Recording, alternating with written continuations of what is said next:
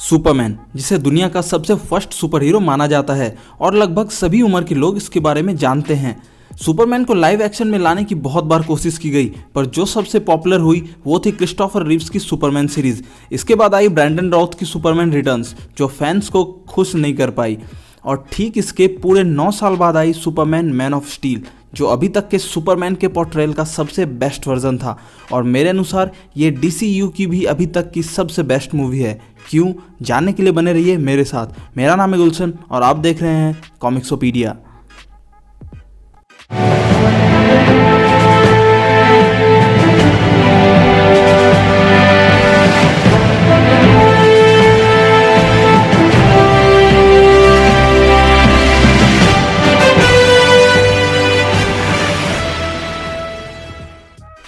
तो 1978 में Christopher Reeves की पहली सुपरमैन मूवी आई, जो 4 मूवी सीरीज तक चली। 1987 में सुपरमैन 4 क्वेस्ट फॉर पीस आई, जिसमें प्रोडक्शन हाउस ने बजट कम कर दिया, जिसके कारण स्पेशल इफेक्ट बेकार हो गए। पहले से कुछ लोग 2-3 पार्ट को नापसंद कर रहे थे और 4th मूवी के अनसक्सेसफुल होने के बाद ठीक 19 साल बाद आई सुपरमैन रिटर्न्स, जिसमें ब्रैंडन राउथ ने सुपरमैन को प्ले किया था। मूवी को ऑडियंस ने बिल्कुल भी अप्रिशिएट नहीं किया। कारण ये था कि इतने सालों में ऑडियंस बदल चुकी थी और इस मूवी ने कुछ नया ना करते हुए क्रिस्टोफर रीव्स वाले सुपरमैन के मैजिक को रिक्रिएट करने की कोशिश की और वो सक्सेस नहीं हुए। इसके बाद सुपरमैन पर किसी ने भी मूवी बनाने की हिम्मत नहीं की, पर समय बदला। मार्वल के सैम रेमी की स्पाइडरमैन सुपरहिट हो गई, जिसमें स्पाइडरमैन को नॉर्मल कॉमिक्स से हटकर अलग तरीके से पेश किया गया था। इसके बाद क्रिस्टोफर नोलन की dark Knight trilogy massive hit गई, जिसे देखकर सुपरमैन को एक बार फिर से अलग तरह से रिवाइव करने की कोशिश की गई और इसके लिए चूज किया गया डायरेक्टर जैक स्नाइडर को, जिन्होंने 300 जैसी ब्लॉकबस्टर मूवी बना रखी थी। प्रोडक्शन हाउस ने डार्क नाइट के डायरेक्टर क्रिस्टोफर नोलन को एज अ प्रोड्यूसर इस प्रोजेक्ट के लिए कन्विंस कर लिया। एक्टर चुने गए उस समय के not so famous Henry Cavill, और जैक ने पूरी कोशिश की कि वो सुपरमैन रिटर्न्स वाली गलती ना दोहराएं। और इसी स्टेप्स ने कुछ फैंस और कुछ क्रिटिक्स को निराश किया, पर भाड़ में जाए क्रिटिक्स। इस मूवी के बेस्ट होने का पहला कारण था perfect krypton. Man of steel का क्रिप्टन ऐसा था मानो शेक्सपियर की स्टोरी और स्टार वॉर्स दोनों को फ्यूज कर दिया गया हो।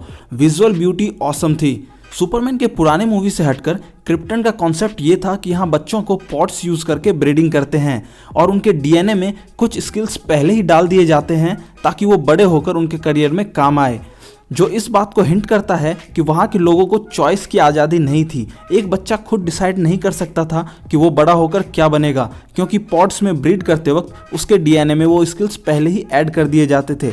इसलिए सुपरमैन को उसके पेरेंट्स क्रिप्टन से भेजते वक्त कहते हैं कि he will be free to choose and he will have good from both worlds. दूसरी चीज, symbol of hope, faith and sacrifice.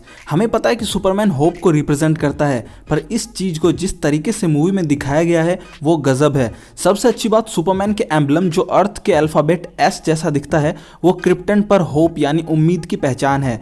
Movie के राइटर्स हमें ये बताना चाहते हैं कि ये कैरेक्टर्स लिटरली होप और फेथ ही लेकर आया है। क्लार्क कैंट के पेरेंट्स जब उसे भेज रहे थे तो उन्हें होप था कि ये जहाँ भी जाएगा अच्छा बनेगा, कुछ अच्छा करेगा। सिमिलरली एक सीन में क्लार्क प्रीस्ट के पास जाता है जहाँ वो कहता है कि उसका ह्यूमैनिटी और मैनकाइंड पर ट्रस्ट नहीं हो पा रहा, जिसमें प्रीस्ट उसे सजेस्ट करता है कि पहला कदम तुम बढ़ाओ और ट्रस्ट उसके बाद खुद आएगी। इसलिए क्लाइमैक्स में जब जनरल जॉर्ड पूरे अर्थ को ख़त्म करने वाला था तो ह्यूमंस पर फेथ करके और उम्मीद रखते हुए सुपरमैन ने खुद को सरेंडर कर दिया और बदले में ह्यूमंस ने सुपरमैन का साथ दिया। इसे सबसे अच्छे तरीके से दिखाया गया जब जनरल अपनी टीम से कहता है कि गन्स नीचे कर दो, ये हमारा दुश्मन नहीं है। और रही बात सेक्रीफाइस की, तो मूवी शुरू ही सेक्रीफाइस से होती है, जहां काल-एल के पेरेंट्स खत्म हो रहे क्रिप्टन पर खुद को रोक लेते हैं और उम्मीद करते हैं कि वो अपने बेटे में सदा जिंदा रहेंगे। दूसरी सबसे बड़ी सेक्रीफाइस थी सुपरमैन के एडॉप्टिव फादर जोनाथन कैंट की। बहुत लोगों को जोनाथन कैंट को लेकर भी प्रॉब्लम है कि वो अलग थे, सुपरमैन को अपनी पावर शो करने से रोकते थे और कॉमिक्स के अनुसार हार्ट अटैक से क्यों नहीं मरे। तो अगर आप देखो तो ये सबसे बेस्ट वर्जन है कैंट का। कोई भी पिता रियल में ऐसा ही चाहेगा कि उसका बेटा कोई मुसीबत में ना पड़े, इसलिए वो सुपरमैन को हमेशा पावर यूज करने से रोकते थे। उन्हें डर था कि ह्यूमंस उसे एक्सेप्ट कैसे करेंगे। और रही बात जोनाथन कैंट के डेथ की, तो नॉर्मल हार्ट अटैक से मरने पर केंट सुपरमैन की स्टोरी पर कोई इफेक्ट डाल नहीं पाता, पर जब एक भयंकर तूफान में क्लार्क की पूरी फैमिली फंस जाती है और जोनाथन उसमें फंस जाता है तो जोनाथन क्लार्क को उसे बचाने के लिए मना करता है ताकि वहाँ आसपास के लोग उसके पावर्स ना जान जाएं। इस तरह की डेथ एक एलियन के दिमाग पर असर डालती है कि वो इंसान बच सकता था पर उसने मेरे लिए खुद को सैक्रिफाइस कर दिया। यही सीख सुपरमैन को मॉरल को बढ़ाए रखती है। उसे ह्यूमंस और ह्यूमैनिटी पर विश्वास होता है और इसलिए सुपरमैन ह्यूमंस और अर्थ को बचाता रहता है। मूवी का अगला बेस्ट पार्ट था इसका विलन। अगर बात करें मूवी के विलन जनरल जॉर्ड की, तो जॉर्ड के प्राइड को हम हर जगह मूवी में फील कर सकते हैं। वो किसी भी कीमत पर क्रिप्टोनियंस को बचाना चाहता था। आफ्टर ऑल ये चीज़ें उसके डीएनए में ब्रीड करके डाली गई थी। जॉर्ड बेशक मूवी का विलन हो, पर उसके पर्सपेक्टिव से सोचे तो वो किसी भी तरह अपने घर को बचाना चाह रहा था और अपने आखिरी सांस तक वो यही करता रहा। पर उसका यूज़ किया गया तरीका गलत था। वो पूरे अर्थ को ख़त्म कर क्रिप्टन बसाना चाहता था।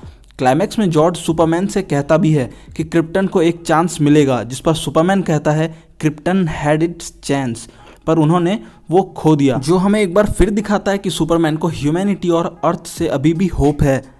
और इस मूवी का सबसे best part, not so flawless Superman. बहुत सारे फैंस इस बात से निराश थे कि ये एक ऐसी सुपरमैन मूवी है जहां सुपरमैन को वीक दिखाया जा रहा है और कॉमिक्स के ठीक अपोजिट यहाँ तो सुपरमैन ने जॉर्ड को मार दिया। ये तो बहुत ही डार्क है।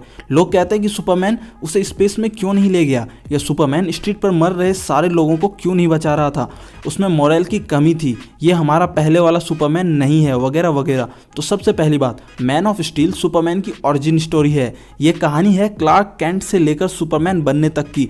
अभी तक उसने अपने पावर के फुल पोटेंशियल को भी नहीं जाना है। वो खुद से ही अपने पावर्स को डिस्कवर कर रहा है और उसे कंट्रोल करने की कोशिश कर रहा है। ये सुपरमैन अपने प्राइम पर नहीं है, इसलिए मोस्ट ऑफ द सीन्स में हमें सुपरमैन जॉर्ड के सामने फाइट में वीक दिखता है, क्योंकि जॉर्ड के डीएनए में ये सारी स्किल्स एबिलिटीज डाली गई थी। ऊपर से जॉर्ड को इतने सालों का फाइटिंग एक्सपीरियंस था। और ये भी मत भूलो कि जॉर्ड भी सुपरमैन की तरह एक क्रिप्टोनियन ही है। यहाँ सुपरमैन लोगों को बचा रहा है, पर सारे लोगों को वो नहीं बचा पाता। वो जॉर्ड को भी मार देता है और उसके ठीक बाद पछतावे में वो रोता है। ये सुपरमैन फ्लॉलेस नहीं है, बल्कि ये अपनी गलतियों से सीखकर आगे जाकर प्राइम सुपरमैन बनने वाला था, जिसे लोग आइडियल मानते हैं। मेरे ख्याल से सुपरमैन के इस तरह का पोर्ट्रेयल अभी तक का सबसे ग्राउंड रियलिटी के करीब था। ये शो कर रहा था कि एक तरफ सुपरमैन गॉड लाइक पावरफुल है, तो दूसरी तरफ उसके कंधे पर ह्यूमंस की जिम्मेदारी, अपने एडप्टिव फादर जोनाथन कैंट की डेथ का भार भी है, जो उसे कहीं ना कहीं हमारी तरह ह्यूमन बनाता है। ये मूवी DCEU की बेस पिलर थी और इसी से DCEU की शुरुआत हुई। बस गलती ये हो गई कि जस्टिस लीग या बैटमैन वर्सेस सुपरमैन के आने से पहले मैन ऑफ स्टील 2 को आना चाहिए था, ताकि हम सुपरमैन के दूसरे इंपॉर्टेंट कैरेक्टर्स लोइस लेन और मार्था केंट को भी ज़्यादा इस्टेब्लिश होता देख सके, और इसके साथ ही हम सुपरमैन को भी सुपरमैन प्राइम में इस्टेब्लिश्ड होता देख पाते। भले ही इस मूवी को कुछ लोग नापसंद करते हों, पर ये अपने आप में यूनिक सुपर हीरो मूवी है, जिसके बारे में लोग पहले भी बात किया करते थे, अभी भी कर रहे हैं और आगे भी करते रहेंगे। इसलिए मैं कहता हूँ कि मैन ऑफ स्टील मूवी अब तक की बेस्ट DCU मूवी है, बेस्ट सुपरमैन मूवी है और one of the best super hero movie भी है। कमेंट्स करें कितने लोगों ने इस मूवी को 4 से 5 बार से ज़्यादा देखा है, और अगर नहीं देखा तो इस वीडियो के बाद एक बार फिर से आपको देखनी चाहिए। शायद इस बार आपको एक अलग पर्सपेक्टिव से देखने को मिलेगा। मेरा नाम है गुलशन और जल्दी मिलता हूँ नए वीडियो में। तब तक दूसरों की हेल्प करते रहो, क्योंकि सुपर हीरोज़ यही किया करते हैं। सी यू अगेन।